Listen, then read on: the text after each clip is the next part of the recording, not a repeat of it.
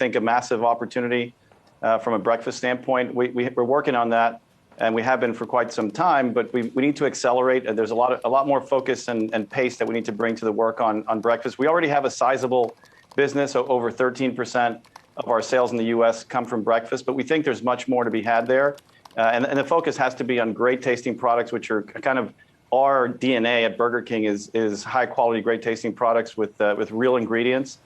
We think there's an opportunity as well in beverages for the U.S. breakfast business, and we have a tremendous team that's focused on that and working on it. And our franchisees are really excited about this opportunity. What we're going to do is focus on doing it the right way, but we think there's a big growth opportunity for the U.S. business through breakfast, in addition to really doubling down on loyalty and on our digital platforms for Burger King. We just launched them at the end of Q1, and we're seeing some good start to it. 80% of the folks that are participating in loyalty have given us really positive reviews on the program and the platform, and we think there's a lot more to do on the drive-through side and making loyalty a really valuable platform, not just for in-store and for mobile order and pay, but also for folks that are using the drive-through. So lots to do there, but exciting moment for the Burger King business in the U.S.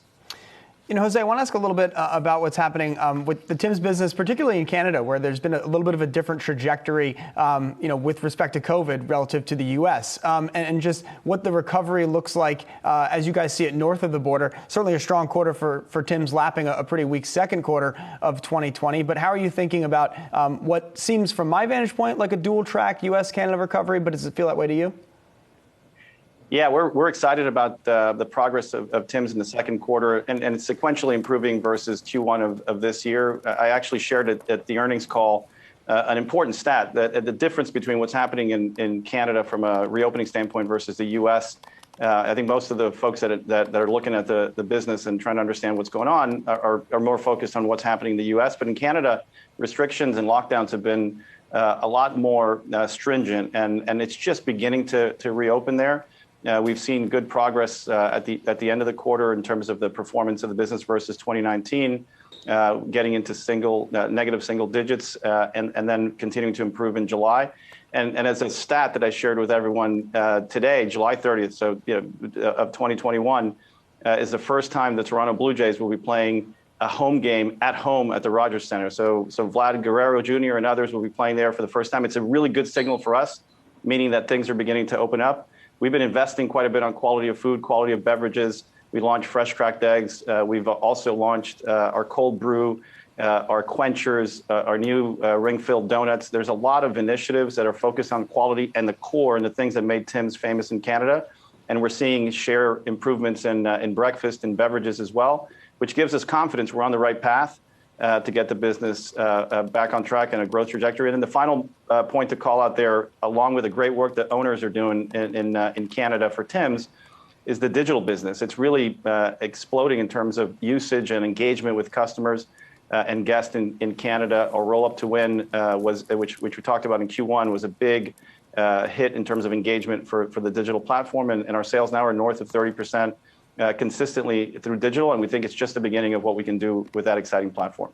Jose, I had to do, full disclosure, I had to do a double take on the Popeyes same-store sales, down 2.5%. Is that a function of this explosion in chicken sandwiches really across the board? And perhaps you have lost some share in the Popeyes brand because there are a lot of other options out there. Yeah, Brian, look, it's important to remember last year, Q2, we had an explosive year. We were 29% positive same-store sales. So on a 2-year basis, we're right around 25% positive versus 2019.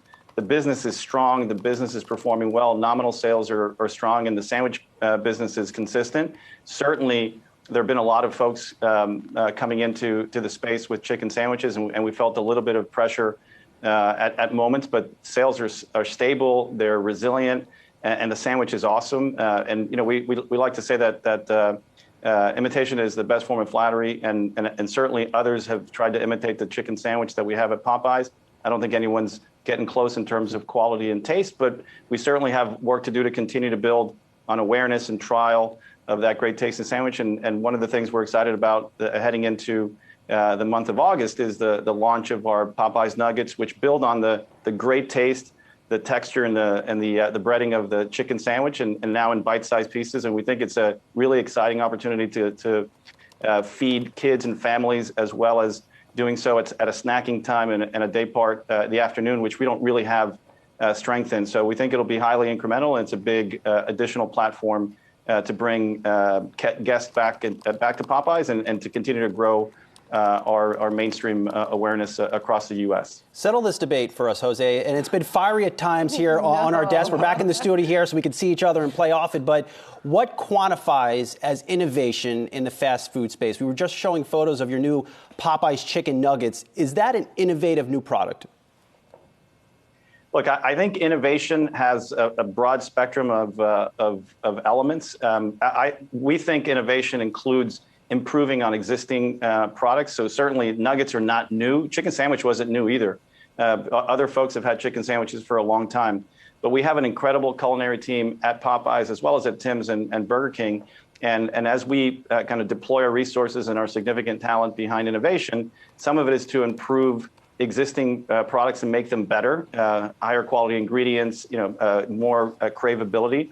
And some of it is introducing new products that are completely game changers for the industry. I think there's a lot of work to do to continue to innovate and bring excitement to our space and to our brands, but at the same time ensuring what people come for time and time again is the things that made Tim's famous and Burger King and Popeyes as well. And doing that really, really well requires focus across the entire team, from the supply chain to the product development folks, all the way to operations and marketing, and in restaurant executing consistently. So we view that as a big part of innovation, and staying creative and staying focused on excellence and product quality all the time. That was a very nice diplomatic answer. I so support he agrees. that. Jose agrees with us. He agrees with you, but he said it nicely. Jose, finally, I want to ask you about labor, please, because of course that is very much still top of mind for, I know, a lot of executives across a number of different industries.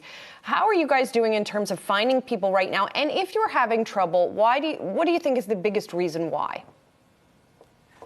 Look, it's a challenge. Labor has always been a big priority for the business. Obviously, we have a high contact business. It's a service business, and having great team members in our restaurants, interacting with our guests at the order point, in the kitchen, preparing products. It's a huge part of our business, and we've seen over time, ups and downs in terms of availability of folks for our business. I think we're in a moment now that we've been working closely with our franchisees to ensure we have high awareness out there in terms of the great opportunities that exist in our brands. We have folks that are CEOs of big franchises that started as team members, hourly team members many, many years ago. And so the opportunities for growth are tremendous. We've seen challenges, certainly in availability of employees, and we're working hard to create different channels for new folks coming in. And we have some excellent franchisees today that do a great job of recruiting and retaining talent. And so the focus areas are really both in terms of opening channels to create awareness for opportunities at the three brands here in the U.S. and in Canada and across the globe. And then also focusing on retention, making sure we have the right environment, the right conditions to create a really positive working environment so folks stay there and grow and continue to contribute. So we're focused on it, working closely with the franchisees. It's certainly a priority, certainly something we're looking at on a regular basis, and working, and hopefully we'll make some good progress in the near term on this. You know what's innovation, Julie? Timbits. Donut holes. Yeah. I had my first one yesterday, and they were pretty good. Dunkin's Munchkins, they need a little work. Those were dangerous. Dangerous. Timbits are awesome, though. Those are really good. All right, we'll leave it there. Restaurant Brand CEO, Jose Sill, always good to see you. Have a great weekend. Thanks, guys.